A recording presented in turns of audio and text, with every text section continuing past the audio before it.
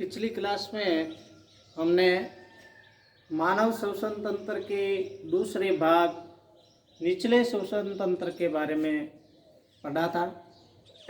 आज हम मानव श्वसन तंत्र के तीसरे भाग श्वसन मांसपेशियों के बारे में जानकारी लेंगे। तीसरा भाग मानव श्वसन तंत्र का मानव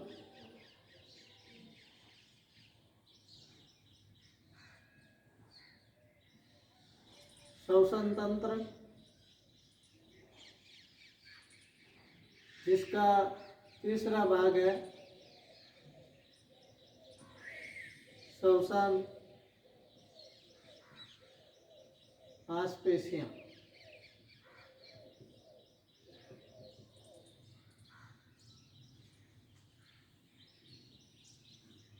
देखो, हमारे शरीर में श्वसन की क्रिया को सहज बनाने के लिए या वायु के आदान प्रदान के लिए श्वसन मांसपेशियां जो होती है वो आवश्यक रूप से उत्तरदायी होती है।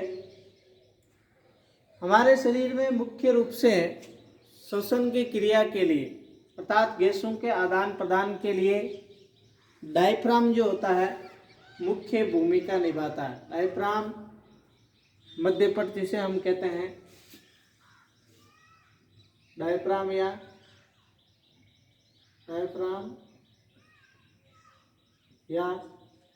मध्यपट, मुख्य रूप से डायफ्राम या मध्यपट ही श्वसन की क्रिया को सहज या आसान बनाता है। डायफ्राम या मध्यपट जो है वो एक कंकाल पेशी है। डायफ्राम या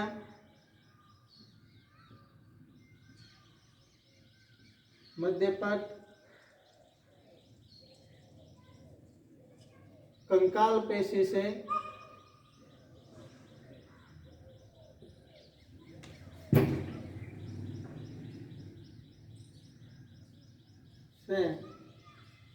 बड़ी एक चादरनुमा संरचना होती है,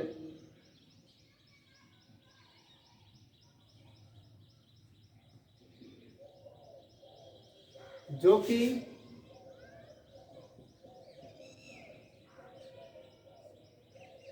वक्ष की सतह पर उपस्थित होती है।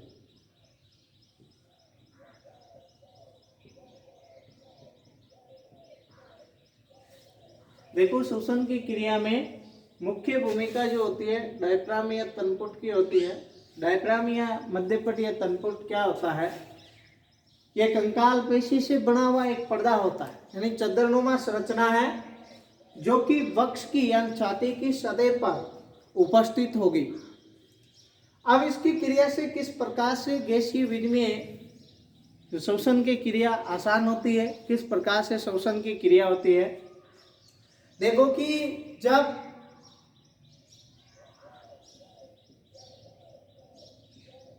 डायफ्राम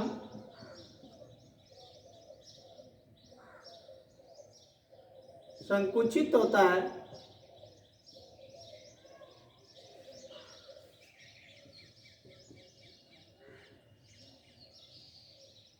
तो वायुमंडल से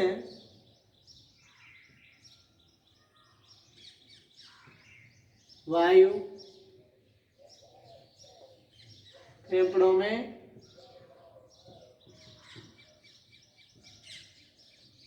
भरती है और जब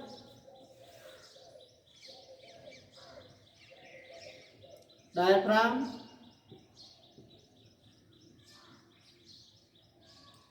शिथिलित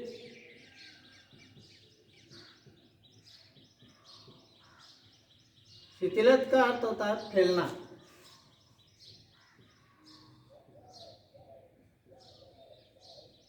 शिथिलित होता है तो वायु फेफड़ों से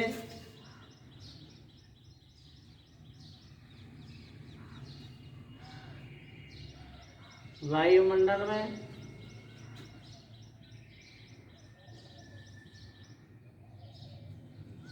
छोड़ी जाती है।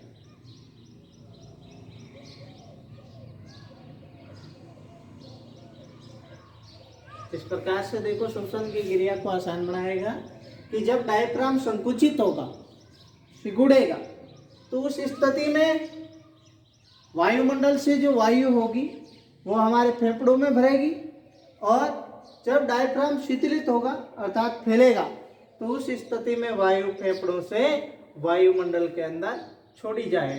तो ये इस प्रकार से डायफ्राम की तनपुट की जो क्रिया है, मध्यपट की जो क्रिया है फैलने और सिकुड़ने की, जिसे ये वायु जो हमारे फेफड़ों में भरती है और फेफड़ों से वायु वायुमंडल में छोड़ी जाती है। इस क्रिया में मध्यपट के अलावा हमारी पसलियों में उपस्थित मांसपेशियां भी सहयोगी होती है। श्वसन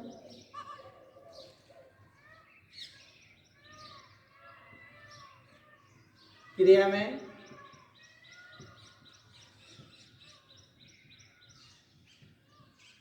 गैसीय विनिमय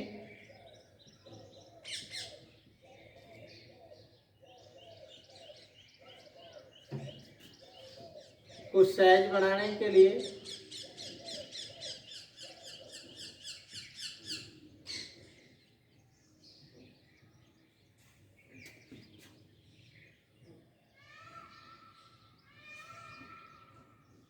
मध्यपट के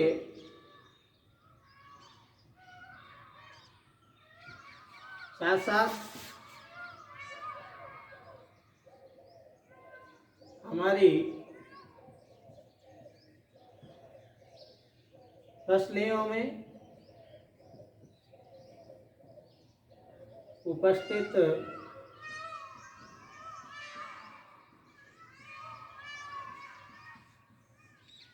मांसपेशियां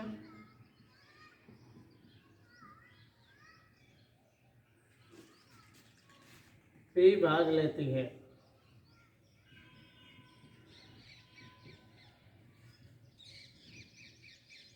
ये किस प्रकार से कि जब डायफ्राम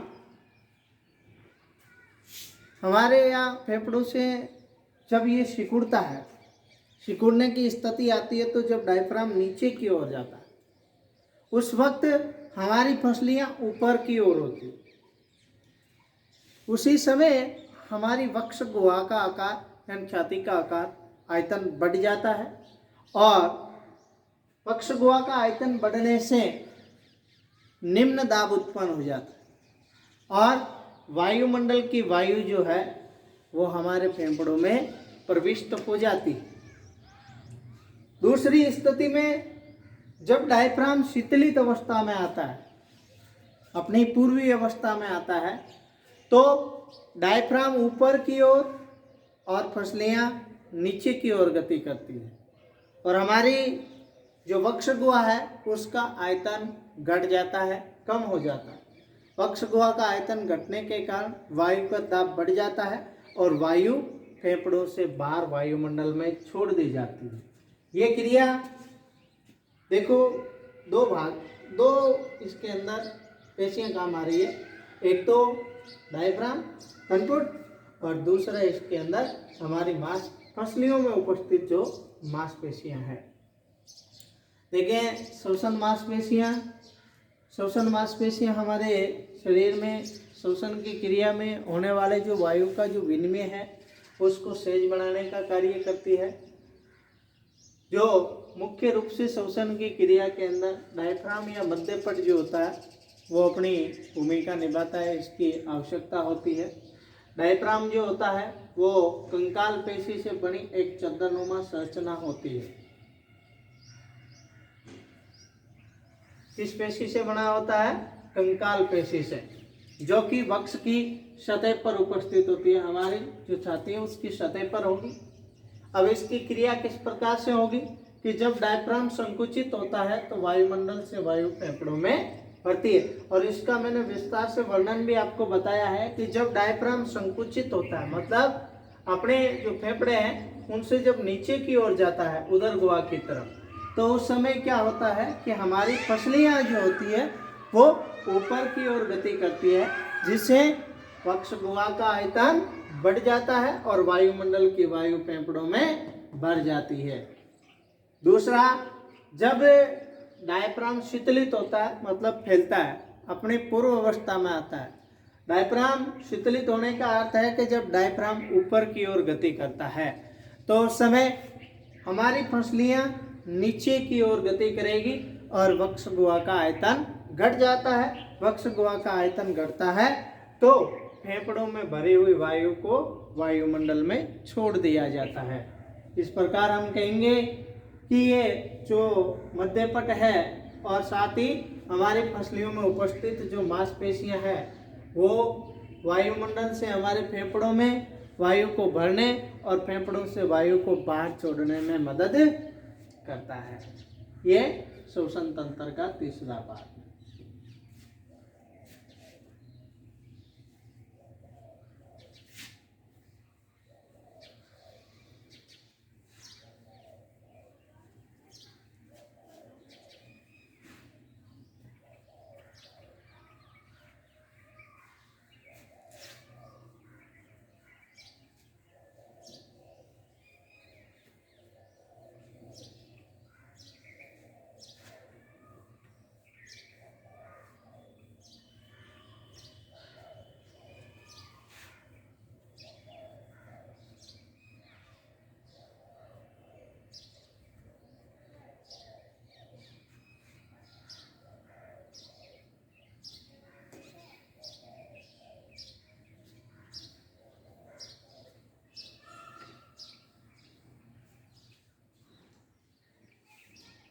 अगला जो पॉइंट रहेगा वो रहेगा मानव श्वसन की क्रियाविधि।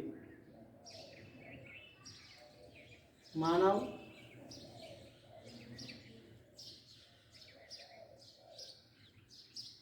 श्वसन की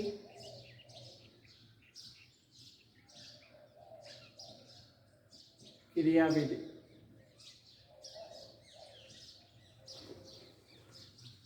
यानी कि हमारा श्वसन तंत्र किस प्रकार से कार्य करता है, जैसे श्वसन की क्रिया पूर्ण होती है, ये वायु किस प्रकार से हमारे फेफड़ों में भरती है और किस प्रकार से इसको बाहर त्यागा जाता है। इसके लिए हमने कुछ बातें पढ़ी भी है कि जो श्वसन मांसपेशियां हैं वो इसके अंदर अपनी भूमिका निभाती है और जो श्वसन की क्रिया के लिए उत्तरदायी है, जिसके अंदर हमने मध्यपट डायफ्राम और उसके अलावा जो हमारी पसलियों में उपस्थित मांसपेशियां हैं इन दो के बारे में चर्चा की है कि किस प्रकार से इन दोनों की क्रिया से हमारे श्वसन की क्रिया पूर्ण होती है। श्वसन की क्रियाविधि को समझने के लिए इसका हम दो चरणों में अध्ययन करेंगे। फर्स्ट बाह्य श्वसन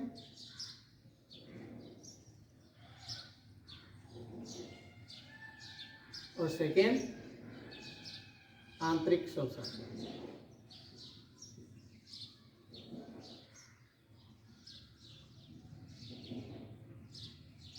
बाह्य श्वसन और आंतरिक श्वसन हम श्वसन की क्रियाविधि में पढ़ने से पहले वो बात श्वसन तंत्र की क्रियाविधि में पुनः पढ़ते हैं, दोबारा पढ़ते हैं कि किस प्रकार से डायफ्राम की जो क्रिया होती है जिससे मांसपेशियों की क्रिया, फसलियों की क्रिया होती है और वायु फेफड़ों में भरती है। यानी कि वायुमंडल से वायु फेफड़ों में भरना और फेफड़ों से वायु वायुमंडल में बाहर छोड़ना, ये दो क्रियाएं हम जो है यानी कि फेफड़ों तक जाना, फेफड़ों से वायुमंडल में जाना, वो बात हम पढ़ चुके हैं।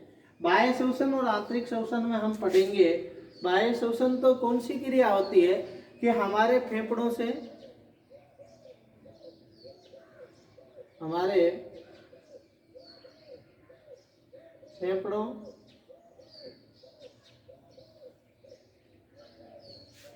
व रक्त केशिकाओं में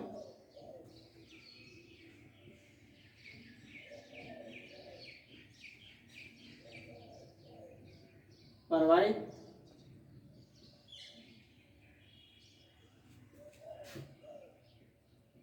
हमारे फेफड़ों में रक्त केशिकाओं में प्रवाहित रक्त के मध्य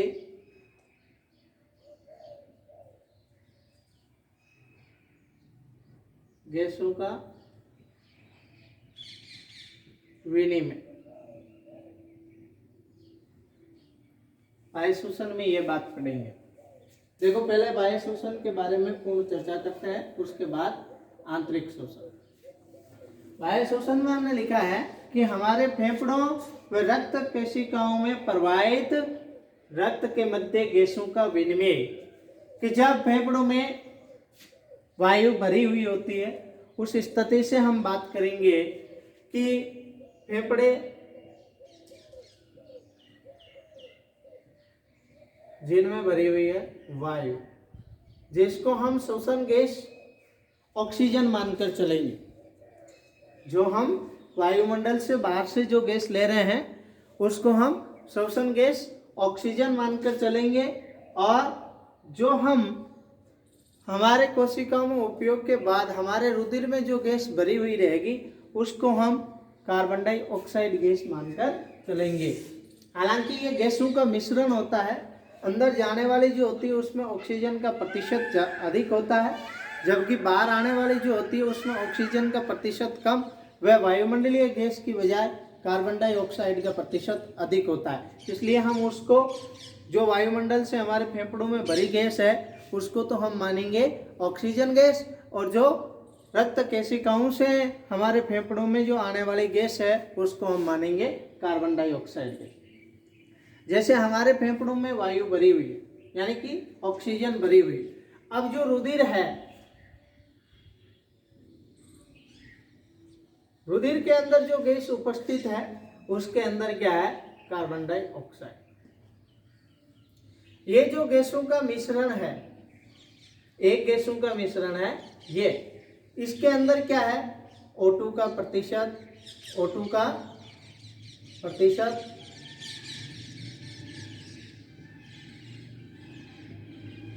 रुधिर में उपस्थित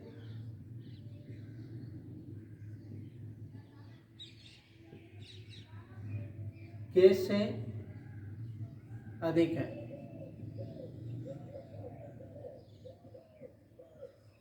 दूसरी बात, जो रुधिर के अंदर गैस है उसको हमने कार्बन डाई माना है। इस गैस के अंदर CO2 का प्रतिशत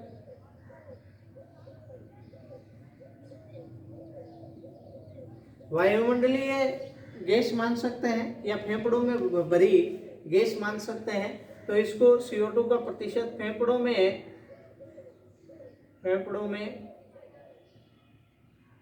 भरी गैस से अधिक है। देखो, ये गैस जो रुधिर में उपलब्ध है, उपस्थित है, ये गैस कोशिकाओं में उपयोग के बाद प्रविष्ट हुई है इसमें, तो इसके अंदर क्या है, कोशिकाओं में ऑक्सीजन का उपयोग हो गया और कार्बन डाइऑक्साइड का उत्सर्जन हुआ। अब जो गैस वापस छोड़ी गई कोशिका से रुधिर में, तो उसके अंदर ऑक्सीजन का प्रतिशत तो कम हो गया और CO2 का प्रतिशत अधिक हो गया। किसकी बजाय, जो वायुमंडलीय ऑक्सीजन है उसकी बजाय। और जो हमारे फेफड़ों में वायुमंडल से जो गैस भरी हुई है उसके अंदर ऑक्सीजन का प्रतिशत जो रुधिर में उपस्थित गैस है उससे अधिक है। तो इसमें ऑक्सीजन ज़्यादा है, इसमें कार्बन डाइऑक्साइड ज़्यादा है। तो यहाँ पर क्या होता है कि सांद्रता का अंतर होता है। फेफड़ों में भरी जो गैस है उसके अंदर CO2 की सांद्रता कम है, इसके अंदर CO2 की सांद्रता अधिक है। इसके अंदर O2 की सांद्रता अधिक है, CO2 की सांद्रता कम है। तो यहाँ से क्या होगा कि रुधिर से CO2 गैस अधिक सांद्रता से कम सांद्रता की ओर, अधिक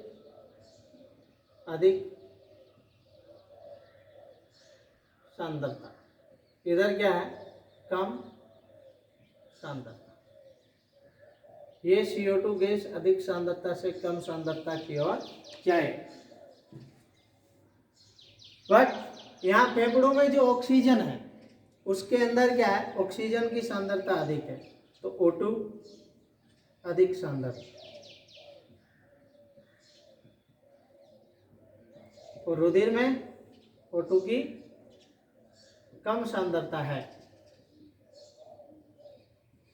तो ये गैसीय विनिमय होगा यहाँ पर दबाव के अंतर के कारण। यहाँ पर CO2 का दाब कम है, O2 का दाब अधिक है, यहाँ पर CO2 का दाब अधिक है, O2 का दाब कम है। तो आंशिक दाब प्रवणता के नियमानुसार कोई भी गैस अधिक सांद्रता से कम सांद्रता की ओर क्या होती है, गति करती है।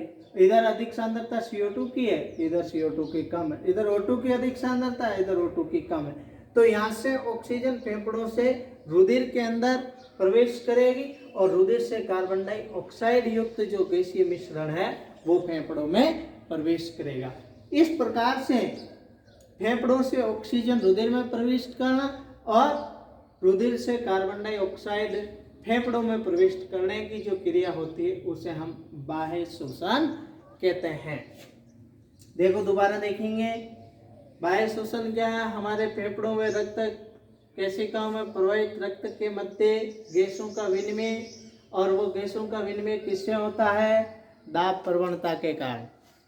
गैसीय दाब प्रवणता के कारण होता है कि जो हमने वायुमंडल से सांस के दौरान जो गैस अंदर ली है, ग्रहण की है, उसके अंदर वायुमंडलीय मिश्रण है तो ऑक्सीजन का प्रतिशत अधिक है। जो रुधिर के अंदर उपस्थित गैस है उसके अंदर ऑक्सीजन का प्रतिशत कम है, कार्बन डाइऑक्साइड का अधिक है, बजाय किसके, फेफड़ों में उपस्थित वायु के। तो फेफड़ों में ऑक्सीजन की सांद्रता अधिक है जबकि रुधिर के अंदर कार्बन डाइऑक्साइड की सांद्रता अधिक है। कार्बन डाइऑक्साइड रुधिर से फेफड़ों के अंदर प्रविष्ट करेगी अधिक सांद्रता से कम सांद्रता की ओर, और फेफड़ों से ऑक्सीजन अधिक सांद्रता से कम सांद्रता की ओर, मतलब रुधिर में प्रविष्ट होगी। ये क्रिया क्या कहलाएगी, बाह्य शोषण कहलाएगी। दूसरी क्रिया हम पढ़ेंगे आंतरिक शोषण।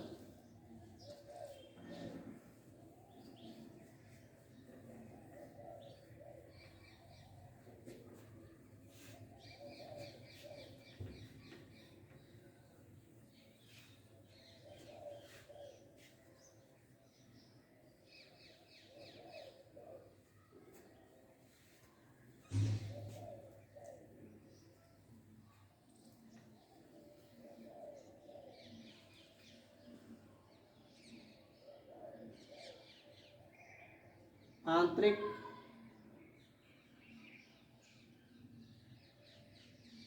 शोषण। देखो आंतरिक शोषण क्या होता है कि इसको हम परिभाषा के रूप में व्यक्त करें तो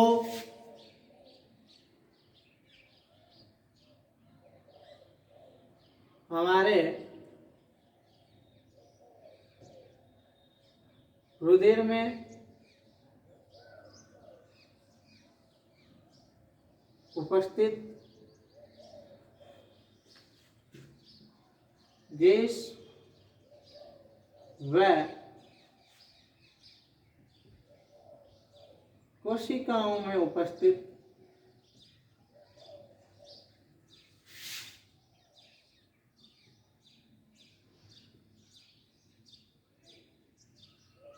गैस का विनिमय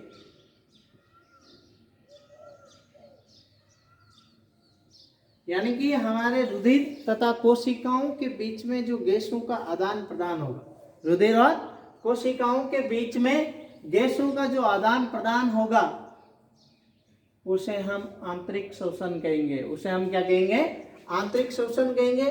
और आंतरिक शोषण की क्रिया जो होती है गैसीय विसरण विधि द्वारा संपन्न होती है। गैसीय विसरण विधि द्वारा संपन्न होती है।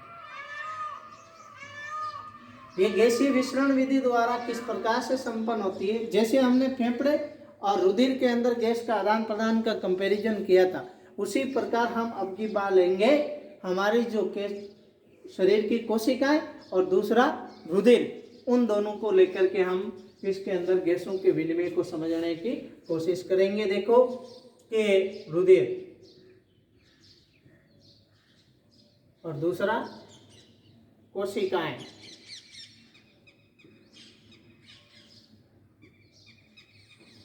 रुधिर के अंदर हम मानेंगे कि फेफड़ों से वायु क्या हुई थी, रुधिर के अंदर भरी थी और उसको ले जाना कहाँ है, कोशिकाओं तक पहुंचाना है। वो किस प्रकार से पहुंचाएंगे, रुधिर के अंदर क्या है, O2 की सांद्रता अधिक है और कोशिकाओं में क्या है, कोशिकाओं के अंदर पहले जो ऑक्सीजन थी उसका उपयोग होने के पश्चात क्या हुआ कि यहाँ पर कार्बन डाइऑक्साइड का निर्माण हुआ, तो CO2 की सांद्रता अधिक, O2 अधिक है, CO2 अधिक है। अब देखो कि जैसे ही रुधिर जो होता है वो कोशिकाओं के संपर्क में होता है, कोशिकाओं के पास में से गुजरता है, तो यहाँ पर विसरण की विधि द्वारा गैसीय विनिमय होगा। वो किस प्रकार से, रुधिर में O2 की सांद्रता अधिक है और इसके अंदर O2 की सांद्रता कम है, तो यहाँ से O2 जो होती है अधिक सांद्रता से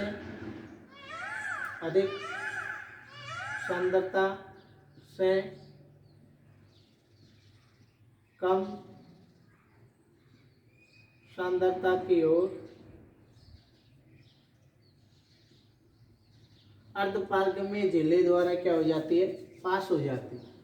सांद्रता ऑक्सीजन की रुधिर में अधिक है, कोशिकाओं में कम है, तो विसरण विधि द्वारा क्या होता है, अधिक सांद्रता से कम सांद्रता की ओर ऑक्सीजन क्या होती है, कोशिकाओं में प्रवेश कर जाती है। कोशिकाओं में क्या होती है, CO2 की सांद्रता अधिक, CO2 की अधिक सांद्रता के कारण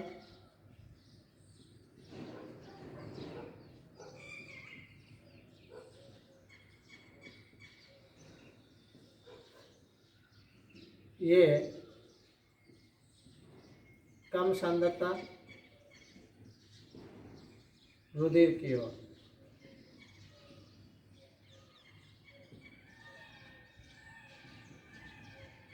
तो यहाँ से CO2 किसमें प्रवेश कर जाएगी, रुधिर में। रुधिर क्या करेगा, अब रुधिर में क्या हुई, CO2 की सांद्रता बढ़ गई, तो रुधिर से CO2 किधर जाएगी, फेफड़ों की तरफ,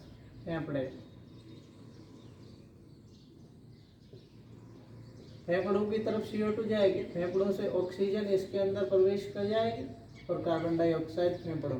अब वायुमंडल, फेफड़ों से देखो किस प्रकार से गैस बाहर छोड़ी जाएगी कि फेफड़ों में भरी हुई जो गैस है उसके अंदर कार्बन डाइऑक्साइड अधिक है, ऑक्सीजन कम है, तो कार्बन डाइऑक्साइड फेफड़ों से किधर की तरफ जाएगी, वायुमंडल में, और वायुमंडल से ऑक्सीजन युक्त गैस कहाँ आएगी, फेफड़ों के अंदर प्रवेश करेगी। देखो हम इसको भी लिख कर देखेंगे,